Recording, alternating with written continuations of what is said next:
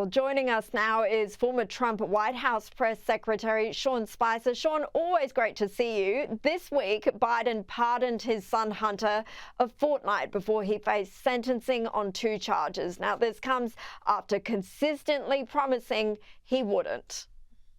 But let me ask you, will you accept the jury's outcome, their verdict, no matter what it is? Yes. And have you ruled out a pardon for your son? Yes. I said I abide by the jury decision. I will do that, and I will not pardon him. From a presidential perspective, is there any possibility that the president would end up pardoning his son? No. Well, I just said no. I just answered. Go ahead. Go ahead.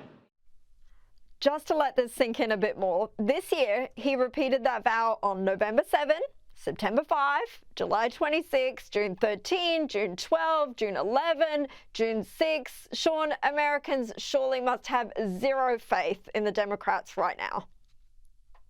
Absolutely. And think about how many of the Democrats additionally went out and praised him for this. Like, this is a man who stands on integrity and the rule of law. I mean, Joe Biden literally tweeted out, "No one is above the law." I guess there should have been more to that tweet, except my son Hunter, right? The thing that's so significant about that pardon is it isn't just for the 2 crimes that he's been found guilty of, a tax charge and a gun charge, which set that aside for just a second. He gave him an 11-year blanket pardon, meaning any crime, known or unknown, for 11 years that he could have committed is now fully exonerated. But if I can just pick up on the 2 issues, Democrats, aside from abortion, the 2 biggest issues for them are gun background checks here in the U.S. and the rich paying their fair share. They were absolutely silent on Hunter Biden on both of those issues. And you have to ask your question, why? Like, why suddenly does they remain silent? They've always talked about strict background checks. And here's Hunter Biden lying on a form to purchase a firearm, which is he's been now convicted of. Millions of dollars that he didn't pay taxes of. All of the Democrats complicit and silent. And then once Joe Biden flipped on this pardon thing, again, almost entire silence from the Democratic Party. The hypocrisy is staggering, but pretty typical. Look, Trump announced over the weekend that Kash Patel would be his pick to lead the FBI. Like many of his other picks, Kash's past is resurfacing, and many are concerned. Do you think he will get confirmed? Oh, 100%. Yeah. I mean, look, also Kash got some great timing on this. You were just covering with, I think earlier, some of the other picks and the troubles that they're having. And Kash, I think, is somebody who might have divergent views than some people, but he has a commitment to shaking up the FBI and restoring justice and fairness to an institution that needs it right now. And there's widespread support. Remember, Republicans enjoy a 53-seat majority in the new Senate. They'll be able to get them done. And so far, there hasn't been a single Republican senator that has expressed concern. The Democrats won't vote for him, but the Republicans will. Yeah, maybe he's lucky, as you point out, that some other people are taking more heat. Look, Trump becomes the president of the United States in 45 days and counting. What do you make of his progress so far, even before taking office? Because he's already made a few waves.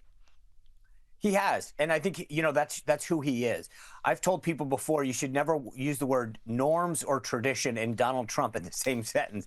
He's going to continue, whether it's the tariff talk and trying to get a better deal for America, some of the other trade issues that he sees as being unfair. He's going to continue to get things straight, trying to end these wars, both in Ukraine and in Gaza, before he takes office.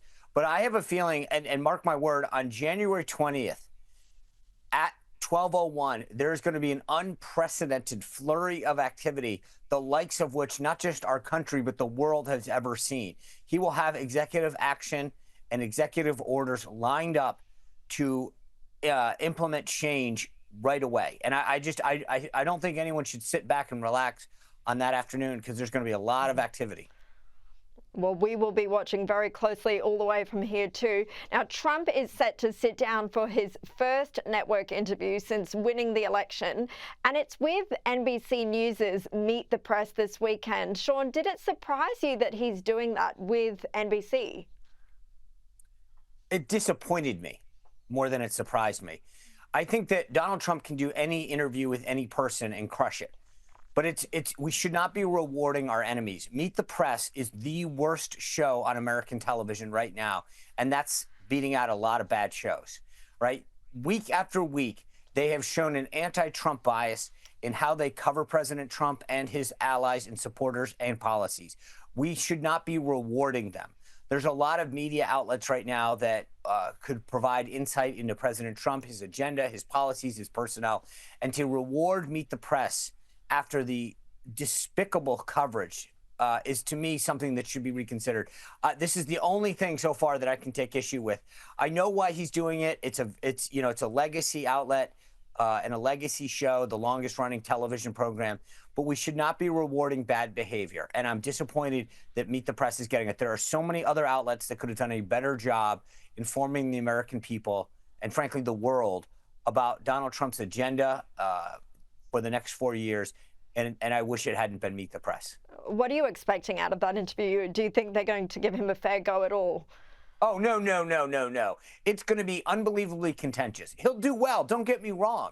It's not a question of, so this is going to be extremely contentious.